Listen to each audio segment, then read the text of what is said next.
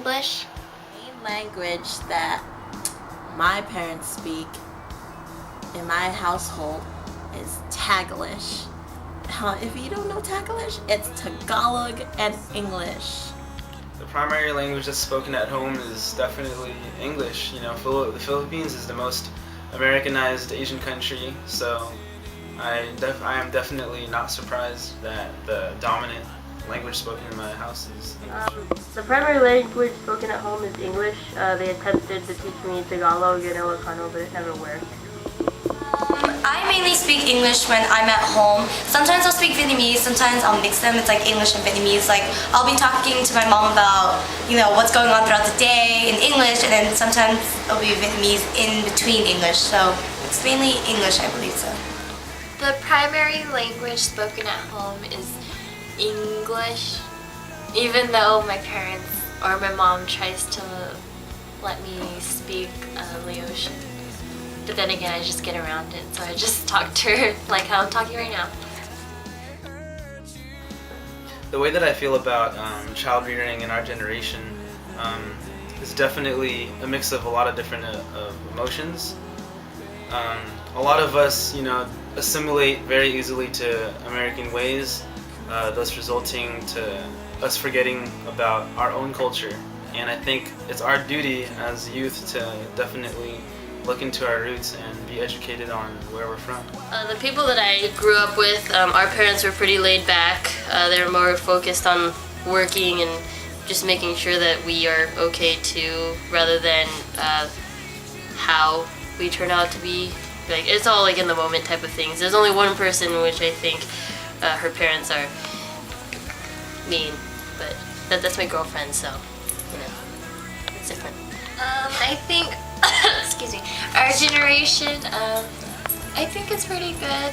Although I think like throughout time we're going to be separated from our own culture in a way. So hopefully now or soon enough we can start to bring that back before we start to use it. On a scale of 1 to 10, I'll say 7 that I feel my parents pressure me. They don't do it directly, but they do it indirectly, just knowing the fact that they just want the best, but I feel like the best for them is what they want.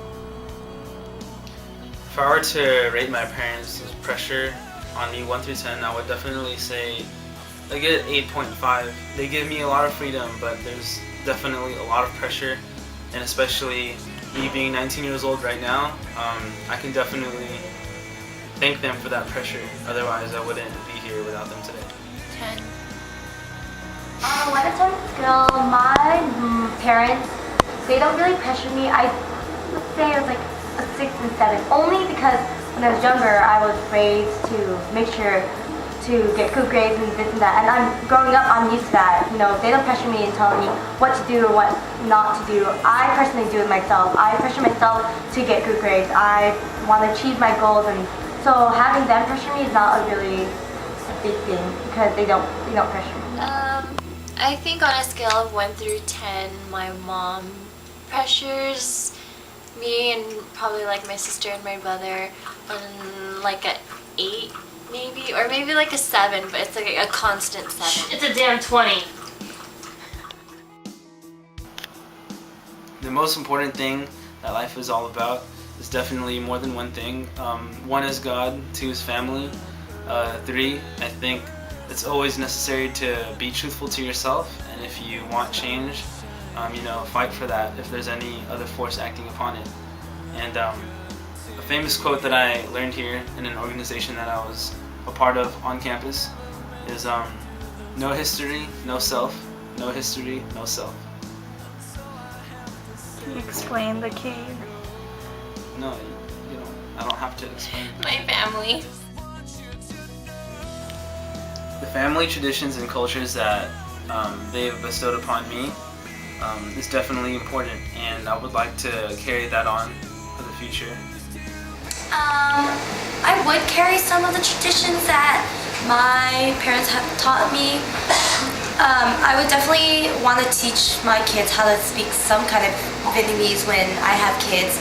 But otherwise, I mean, I am in like the newer generation, and when I do have kids or grow older, I just plan to do things my way and not technically have like every Vietnamese tradition in it, but somewhat put some of the Vietnamese tradition in it.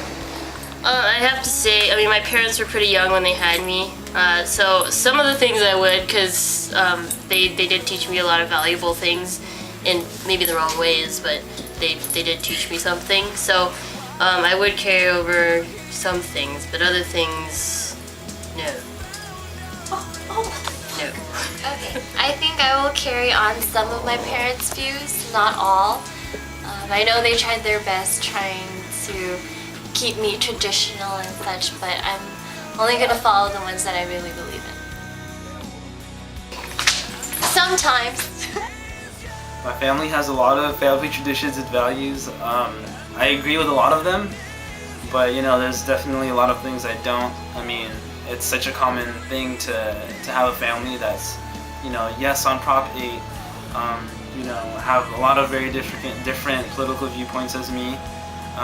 But as far as the family-oriented things, the different foods, cultures, music, I definitely agree a lot with them about that, and I would like to, you know, continue going to church like forever from here on. Yes, I do agree on what my mom had taught me about culture and tradition.